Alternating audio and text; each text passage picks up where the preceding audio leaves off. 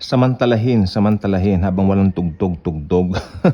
Grabe yung mga kapitbahay ngayon. Ewan ko, masyadong, kumbaga, parang hype na hype. Patugtog ng patugtog. Kumbaga patugtog lang, pagkalakas-lakas pa. Okay, proceed sa topic. Sorry po, I'm having my breakfast right now. Ano ba ang breakfast ko? Chocolate, tapos meron kaming monay. Wala nga pong palaman, pero okay lang po. Kasi sometimes, maganda rin yung kumain ka ng walang palaman para hindi masyadong mataba. Proceed po tayo. Narinig na po ba ninyo kapag ka namamatay daw ika ang isang tao, sinusundo raw ito ng mga kaanakan o kamag-anak niya? Totoo po ba ito? Ngayon pa lang po sasabihin ko po sa inyo, no, hindi. Maling-mali. That's not true. Pag namatay ang tao, sabi ng Bible kasi si Pablo, sabi niya, may sinabi si Pablo rito, you know what, ang Bible, isa po siyang book na kung saan papag-iisipin ka eh. Sometimes, yung mga doktrinang gusto natin madali, sorry. Sometimes yung mga doktrinang gusto natin madaling maunawaan, maintindihan, hindi ganun pinapaintindi sa atin ng Diyos eh. Minsan, idadaan niya sa malalim na pag-aaral. Like yung Trinity. Di ba? Kaya nga po nagdi-discuss ang mga tao. Well, I think yan ay gusto ng Panginoon.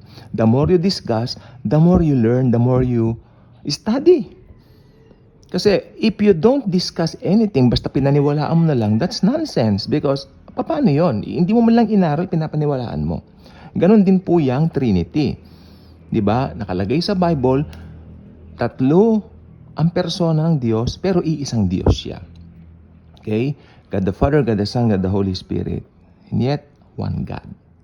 Maliwanag po yan. Pero hindi naman po yan ang topic natin ngayon.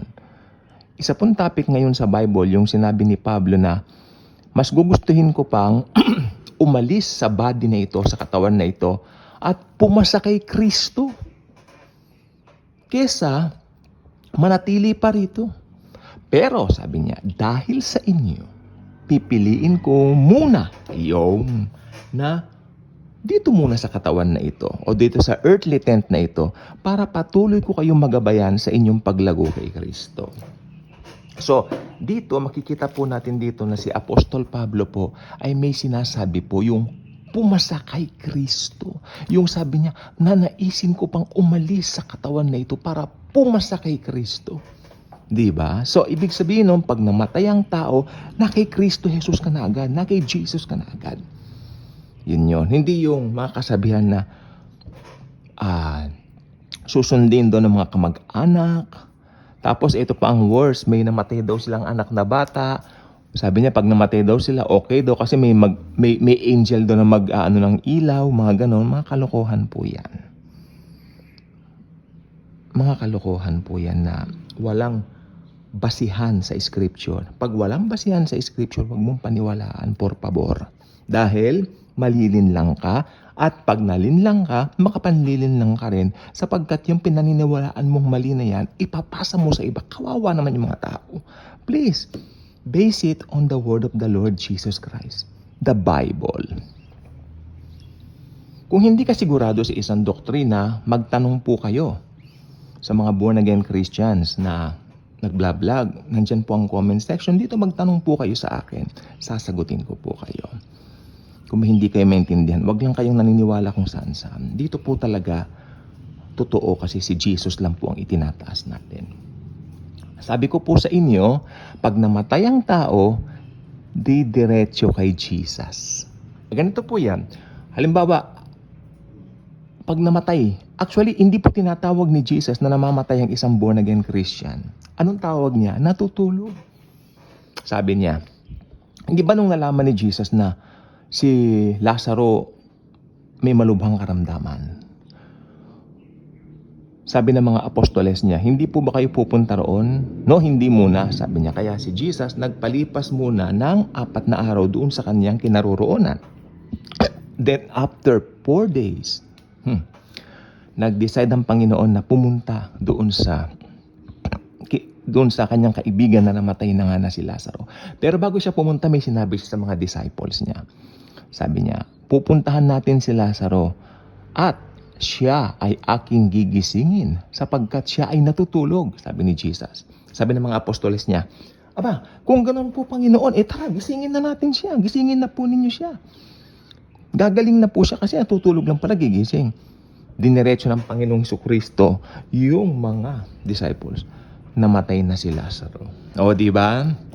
So, ang born-again Christian, kapag dumapo na yung kamatayan, ibig sabihin tumigil na yung pagtibok ng puso, natutulog lang. Kasi, pag natutulog, masarap, hindi ba? Oo. Tapos, yung espiritu muna kay Jesus na. Kaya I believe, pag namatay ang isang Kristiyano, o pag natulog ang isang Kristiyano, namatay na sa mundong ito, pag gising mo, katabi mo na si Jesus, yayakapin ka na niya. Oh, di ba? Maganda maganda siya, maganda. 'Yon. Ngayon, ano nangyari? Pumunta siya kay Lazaro. Umiyak yung isang kapatid ni Lazaro, sabi niya, Lord, if you had been here, my brother would not have died. Umiyak si Jesus doon. Jesus wept. What is your favorite scripture? Ano sa mga Bible study namin? Jesus wept. Tawa lang kami. Dahil, di ba, pinaka-amazing verse sa Bible. Okay. So, pumunta siya doon, sabi niya, Lord, if you would have been here, my brother would not have died. Saan siya inilibing ni Jesus? Tara Panginoon, sasamahan ko po kayo, sabi ng magkapatid. Martha and Mary ang pangalan nun. Mga kapatid nga nitong si Lazaro, inamatay. Dinala nila dun sa Yunggib Kuweba, no? Doon. Tanggalin ninyo ang bato, sabi niya. Panginoon, mabaho na, malagsoy na yan, malagsoy na. Ibig sabihin ng malagsoy, nangangamoy na, malagsoy na yan. Tanggalin ang bato. Ni Jesus. Tinanggal nila ngayon. Lazaro, lumabas ka. Lumabas ang patay, nababalutan. Kasi pag namamatay ang mga tao nung araw, binabalot ng, yung parang mami, damami, naprodimen damami, yung ganun. Kalagan ninyo siya, ni Jesus. So yun. Makinig pong mabuti, importante po itong sasabihin ko. Si Jesus ang may akda ng buhay. Kaya bago niya buhayin itong si Lazaro, may sinabi siya kay Mary. 2 beses yun. Makulit si makulit si Martha. Sorry, it's not Mary, it's Martha. Panginoon, nangangamoy na, malagsoy na yan. Sabing gano'n ni Jesus. Hindi ba sinabi ko na sa'yo, kung maniniwala ka lang sa akin, maski mamatay ka, mabubuhay ka. Naniniwala ka ba dito? Martha. Ni Jesus, yes, Panginoon, naniniwala po. Then pinuhay niya yung patay. Wala yung malagsoy na yan. Nabuhay. Diba? Naniniwala ako yung kalagsoyan nung amoy, nung malagsoy na amoy na yan, natanggal nung nabuhay siya. Kasi, diba, si Jesus perfect eh. Come out. Lazaro, labas. Get out. Get up and get out. Basta get out, kala niya. Ayun, nabuhay. So, si Jesus ang may akda ng buhay. Kaya pag namatay ang isang born-again Christian, sabi niya, natutulog lang. Nakita po ninyo ang ganda. Inom nga po muna ako ng chocolate ko. Dahil sa totoo lang po, kung hindi mo alam ang paniniwala mo, maliligaw ka at malilin lang ka nung mga paniniwala ngayon. Sinusundo na raw, may ilaw, yung mga kamag-anak daw nila na namatay from the past. Eto na sila. Pero may kwento po ko sa inyo. Marami daw pong namamatay na matatanda bago namatay ang sabi nila. Mga hindi po mananampalataya ito, sabi niya gano'n. Bago raw po namamatay, sabi niya, ayan na sila. Nililin lang po ng dyablo yun. Para yung mga nakapalibot na mga tao, papaniwalain doon sa kademonyuhan ng demonyo. Ano bang kademonyuhan ng demonyo? Kasinungalingan. He's the father of all lies. Hindi po totoo yun. Ang totoo yung hindi mananampalataya na yun, talagang namatay yun sapagkat pupunta yun ng Hades right after ng death niya. Dadalhin siya roon ng mga demonyo. Huwag kayong naniniwala doon. Maraming folk horror, kung tawagin nila na hindi naman totoo, then yet kinukonsider na totoo. Kasi pinaniniwala na ng karamihan, kalokohan yan. Kaya kung hindi ka pa subscriber dito, mag-subscribe ka na. share this video, share the wonderful love of the Savior, the Lord Jesus Christ. Again, paniwalaan lang natin ang Biblia. Pag namatay ang isang born-again Christian, hindi po siya namamatay, natutulog lang at nasa piling na ni Lord Jesus.